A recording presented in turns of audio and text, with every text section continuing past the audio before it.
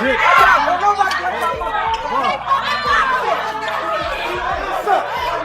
up?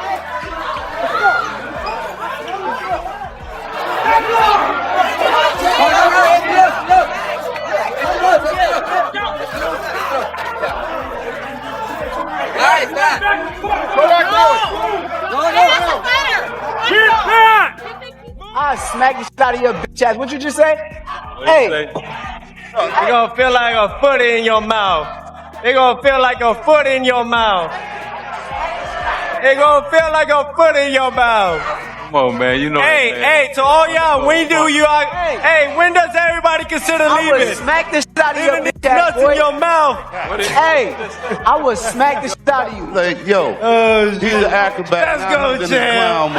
Stop clowning, man. Let's go, Jim. Hey, Ain't nothing to be funny watch your about. So words, big, nigga. it's like You a foot in respect your the mouth.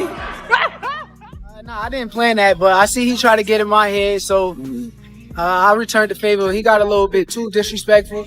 How do you get disrespectful? I heard him say something about my mother. I don't like mother games. I don't play certain games like that. So I don't respect that shit. At the end of the day, it's a fight. Good job. Keep trying to do what he's doing, but I got to just stay focused on the task. As Teofimo Lopez shows disrespect during the face-off, maintaining composure becomes challenging for Shakur Stevenson. He said something to try to get under my skin. I made sure I said things to try to get under his skin with his dad. The difference between me and him, I ain't gonna disrespect nobody's mother or nothing like that. So I guess he want to take it to a whole different level. So he got to stand by that. Was it easy for you in that face-off to keep your composure? Yeah, you know, it's 100 different things like hit him, slap him, push him, all that stuff going on. Shoved him a little bit. Yeah. Nah, I didn't shove him. I just bumped him. Yeah. But nah, you know, come fight night is all that matters. You can't even put no focus on that stuff. Guys is going to say different things to try to get under your skin, but you just got to stay focused. Teofimo and Shakur engage in a heated exchange, with disrespectful words from Lopez provoking Stevenson to react physically. Wait. I promise you not like that. Wait. I'm gonna tell you like this here. You better not say nothing about my daughter, anybody in my family. Have you considered leaving though? I'm gonna let you know that right now. Have you considered leaving though? Have you Leaving these nuts in your mouth? dick, boy? Suck a dick, ass boy. Use a I can't wait. And you a ligma. I can't wait. You a ligma. I can't wait. After Saturday, my keep dick. the same energy. Keep the same energy. Yo, that's all you want to do. You want to clown. Wait. You ever been to What's Malone? happening Saturday? Teofimo heatedly says about Shakur that it's nothing, claiming if he wants to prove himself, he'll show anger on fight day. And I quote, that's what he said. Yeah, that's what he said. I mentioned his mother. Why would I mention his mother? That's what he said. They making a bullshit. Yeah, I don't mention mothers. What was he telling you in the face-off right there? Huh? What was he telling you in the face-off at the He gonna beat my ass, and he would do it right now. When the teams clash, Teofimo Sr. and Shakur's trainer exchange heated words as both arrive at the venue for Go on the ward. Go Floyd Mayweather. It was supposed to be only you. What's going on? I heard. No, wait a minute. I heard they got you on the side. You know the problem with you? I heard. No. I heard Floyd told you to go to the side. Hey, the problem with your son is you still there. That's the problem. It's gonna be beautiful. Teofimo says people favor Shakur more because he's a black fighter, a comment that deeply offends Stevenson. Right, like a lot of people are picking Shakur. I believe he's a betting favorite. But you've been here before, right, with Loma, with Taylor. What's different about that this time around? Or is there anything different about it? Is there any different feeling of it coming into this one compared to maybe those other ones? Yeah, What's that? he's a black fighter. Yeah, which got adopted by being Puerto Rican a few years ago. I don't freaking know that part, but yeah. That's Puerto Rican. Yeah. So does that create a difference? Like, I don't know, like how does that make a difference? The deeper, it's like the deeper the roots, the sweeter the juice. The blacker the berry, the sweeter. There you go. So that way, what's the deeper the darker the skin, the deeper the roots. My bad. I ain't too sharp. I ain't too. Yeah, you're young. It's cool. Shannon Briggs says it's simply two tremendous fighters, and fight day will reveal who truly is the best. It's going to be a real technical fight. I think both of them, not tremendous punches. So I'm looking at a 6-6, 6 rounds each, you know what I'm saying, or a close decision. It's a pick 'em. They both got skills. Well, what are the rounds that Teofimo wins? What do those rounds look like? Like with his style against Shakur, how does he win the rounds against Shakur? Staying busy and Shakur, keeping Shakur defensive. If Shakur shows up and he don't let his hands go, then Teo get an advantage. But if Shakur start fast and they both go round for round, that's why I'm saying it's a 6-6, because I think they're gonna go round for round. And you what think a great fight. So for Shakur, he needs to kind of pick his spots, box. Is that kind of how you see Shakur winning rounds? I think Shakur got to be busy. Shakur says he knows he's blessed, and with the spotlight on him in this fight, he's determined to prove himself. I know that God has blessed me with these opportunities and putting me in the situation where the spotlight is on me, and I'm gonna go in there and do what I gotta do.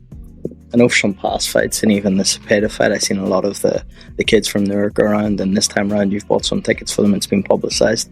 What does it mean to you to be able to give back to that community that you came from? I just want to say this is not my first time doing it. It's just the first time that people have publicized it, but I've been doing this.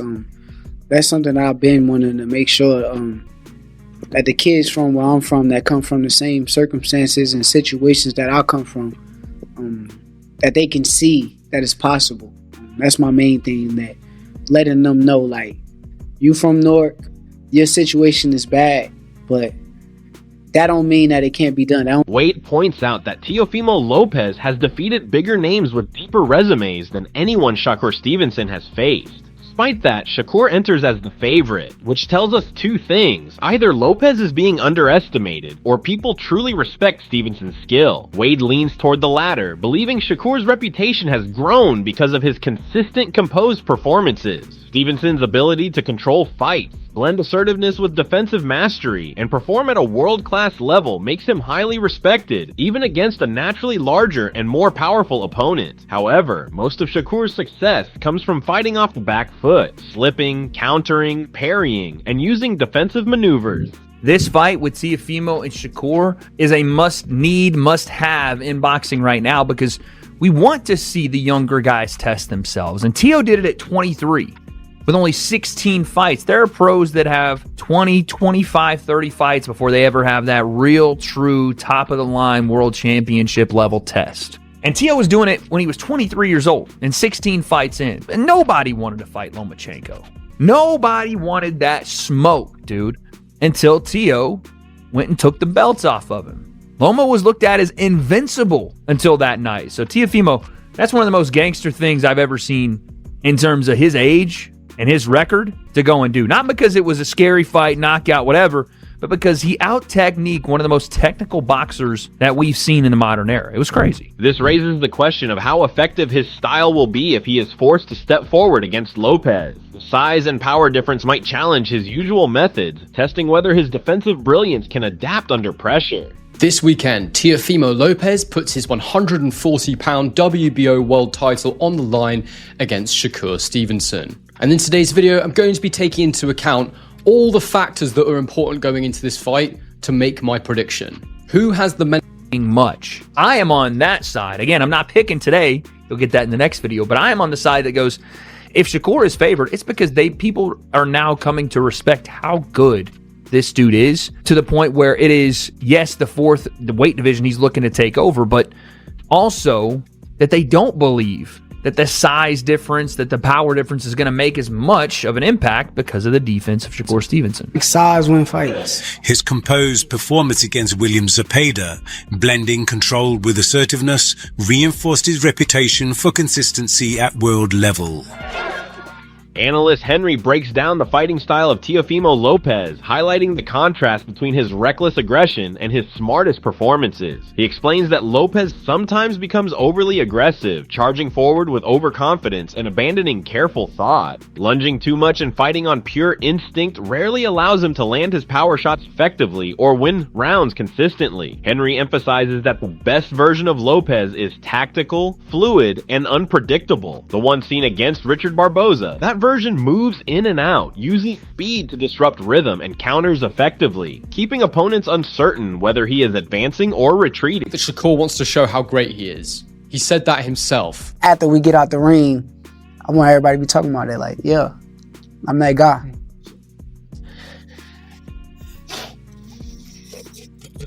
You're not going to get that all the time. If you go for people's expectations on what you're going to get after that, you're going to always be disappointed. And whilst, as Teo pointed out, you don't really want to be relying on the opinions of others for how you feel about yourself, I don't think it's necessarily a bad motivation in sports. But moving swiftly into the tactics of this fight. As I say, I've done a full tactical breakdown already. You can go and check it out on my channel. But this moment from Shakur Stevenson, for me, this really sums up the tactical story of this one as far as Teofimo Lopez goes. Hey, look! He's not going to show up like this. He can't.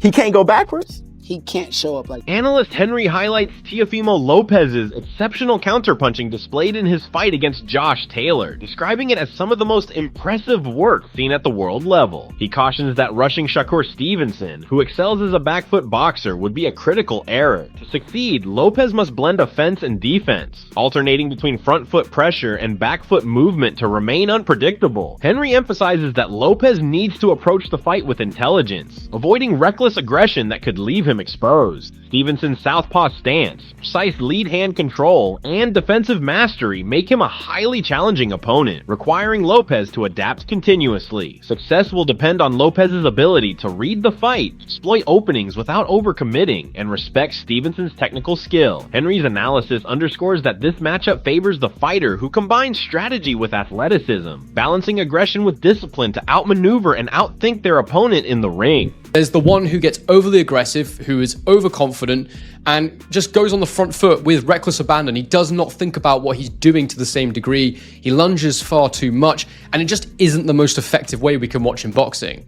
It's not the best way for him to land his power shots. It's not the best way for him to even win rounds. The best Teofimo Lopez is, in my opinion, the one we saw against Barboza, the one that is in and out, using speed, breaking up his rhythm, making you uncertain as to whether he's coming forward or going backwards, counterpunching effectively. I mean, if you look at Teofimo Lopez in that Josh Taylor fight, it was some of the most beautiful and outrageous counterpunching I've seen at world level. And as we all know, Shakur Stevenson is that master back foot boxer. So if he does just rush him, it's not going to go well in my opinion. He needs to mix it up. He needs to be on the front foot sometimes, but also on the back foot. He needs to box Shakur, not try and fight him. Because as I said in that breakdown, Shakur's skills, they're just so good. Tim Bradley provides a detailed analysis of the upcoming fight between Teofimo Lopez and Shakur Stevenson, highlighting how strategy and tactical execution will play a decisive role. He emphasizes that keeping Lopez off balance and uncertain is crucial for controlling the fight, as the younger fighter thrives when he can dictate the pace. Stevenson's jab, Bradley explains, is a vital weapon, allowing him to maintain distance while forcing Lopez to react rather than attack freely. Bradley points out that Lopez's aggressive tendencies can create openings if Stevenson stays disciplined and avoids overcommitting, turning defensive awareness into offensive opportunities. He can walk the Teo, yeah. Long as he walk behind with the jab, long as he walk behind with feints, because feints throw off Teo. Jabs throw off Teo as well. He's a counterpuncher. Yeah, he's a counterpuncher. So if you can keep him off balance and keep him guessing, keeping that jab in his face, and you force him back, yeah, he moves his feet, but he makes a lot of mistakes. Gets himself out of position a lot of times. He's out of position a lot of the times, man. Brings those feet together at times. Oh, yeah. When he moves side to side, same thing. He responsibly defensively, nah. When he disengages, defense is whack. Trash. Yeah. When he resets, a lot of time he comes in the range, he's standing straight up. Come on, man. Shakur can take advantage of Teo not being that great on the inside, not being that great at mid-range. Timing, precision, and smart shot selection are more important than raw power in this matchup, as Stevenson can exploit moments of recklessness with well-placed counters. Bradley further observes that blending defensive movement with calculated offense will prevent Lopez from finding rhythm, limiting his ability to launch effective combinations. Stevenson's adaptability, awareness, and technical mastery give him an advantage if he maintains patience and consistency. According to Bradley, the fight heavily favors the boxer, who can balance measured aggression with control, using strategy to neutralize Lopez's natural explosiveness. Ultimately, the contest will be won by the fighter who can stay composed, make Lopez uncertain, and capitalize on mistakes, combining intelligence with athleticism to dominate the ring. And then he gonna try to sneak him up top. Yeah. It's plain and simple. Sneak him up top. That's it. But if Shakur can stand his ground, if Shakur can evade and get right back in his face, man, evade and get right back in his face, right? When he's not set or ready to punch, when them feet are spread apart, Shakur can walk to him. Shakur can walk to him. Shakur ain't got to move around and all this. He ain't got to do that shit against Lopez. I promise y'all. He ain't got to do all of that. Long as Shakur see them damn punches coming, he gonna be all right. He might, if he gets clipped with a shot, he gonna be all right. Yeah. Oh, yeah. The shot and another shot he gonna be looking for is a left hook.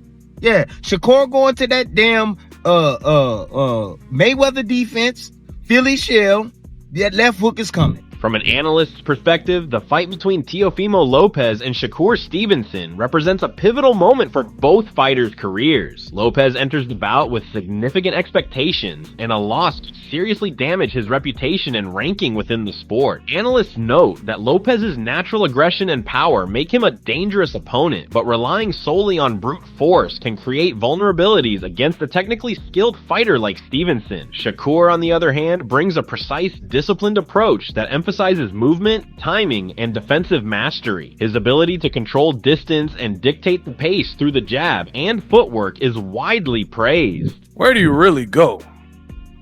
You will no longer be a champion. Do you go to 47? You know what I mean? Because with 47 is a wasteland. It is not popping right now.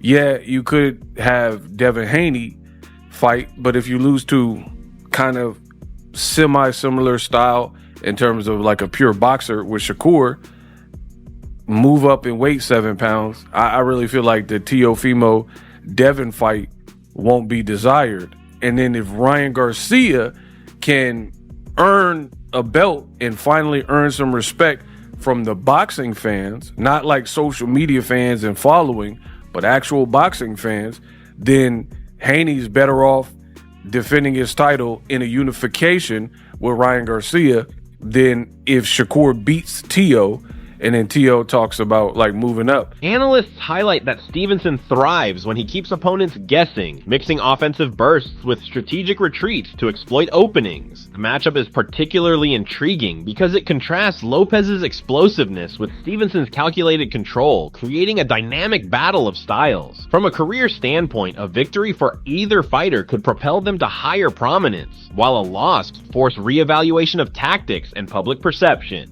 Fight's outcome is therefore considered crucial not only for the fighters' legacies, but also for their future opportunities in boxing.